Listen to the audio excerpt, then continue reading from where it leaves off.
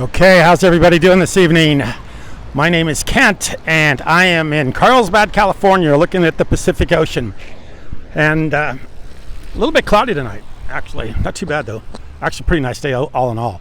So I want to talk a little bit tonight. Actually, a lot of people, almost the internet's being broken right now over the Biden-Trump debate, because it was these guys are they're gonna pay for that someday, doing those wheelies with those electric bikes, because they're doing it all over the place down here, and I don't think they know what it's like to be laying up in a hospital with a broken leg yet.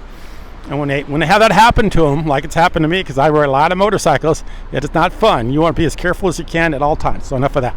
So anyway, as I was watching that debate the other night, and it was pretty bad, I got to thinking about some of the things that Biden has done that really have been, I think, pretty good. And one of the ideas that he has had, and I've brought up a couple times on this channel, and of everything I've ever talked about on this channel, this is the most, what would you say, the most divisive, probably one of the most controversial, probably the thing that I've gotten the most amount of negative feedback on, comments on, and that's the forgiveness of student loans.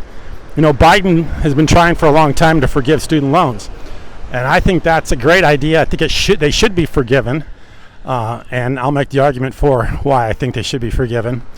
But if you really want to piss somebody off, just tell someone that the person that went to school, worked 2 jobs, and worked a late night shift, and did everything possible, scrimped and saved money, borrowed money from friends and family to go to school, didn't take out the loans because they didn't want to pay it off.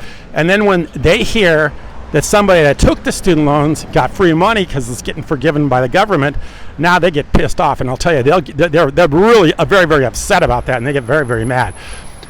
But in the alternative, those people that took out student loans, thinking that there was going to be jobs available when they got out of school, thinking they were going to get some sort of a education that they could monetize or turn into a paycheck, you know, they didn't get what they bargained for. In fact, they didn't get anything they bargained for. All they got was a bunch of debt, and not only a bunch of debt, but debt that they can never get forgiven. For other words, this is debt that is perpetual. You cannot BK it. You cannot bankrupt it. It never goes away.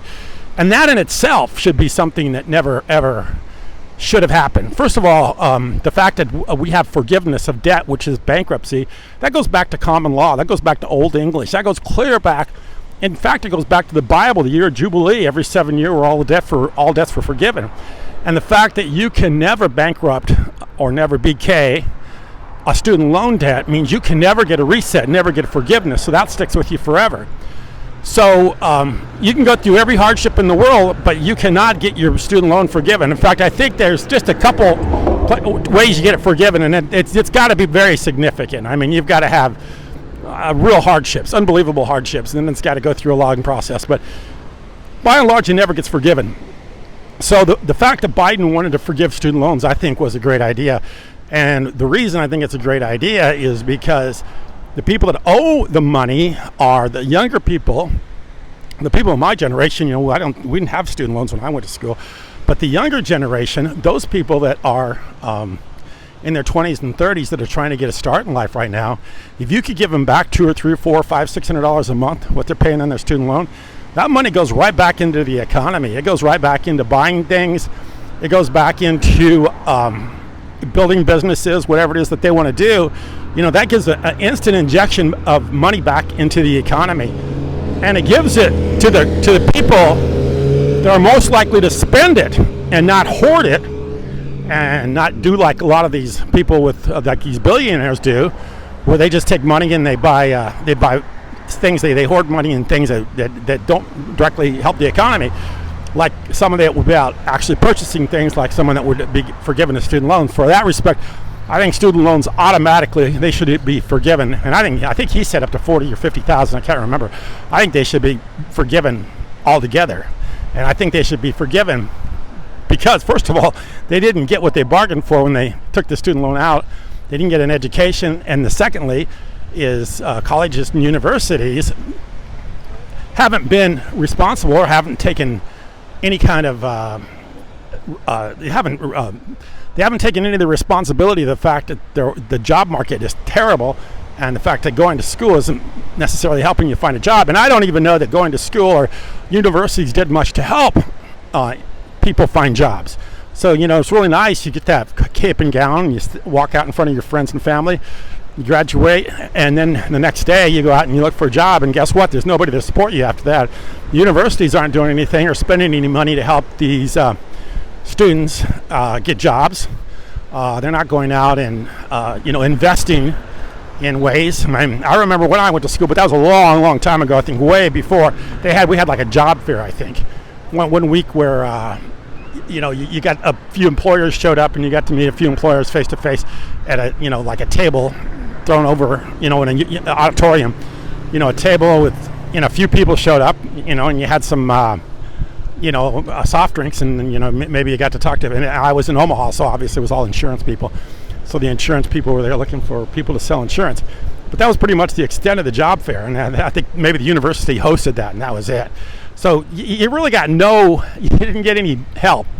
And the other thing too is everybody, I've been talking about this. In fact, I think that the next group of people that need to get bailed out are the consumer, the people that have to live in this economy, because there are no jobs. It's very difficult to make a living. And somehow, some way, somebody's going to have to figure out a way to start helping people out. And a great way to do that, here's some more on their bikes.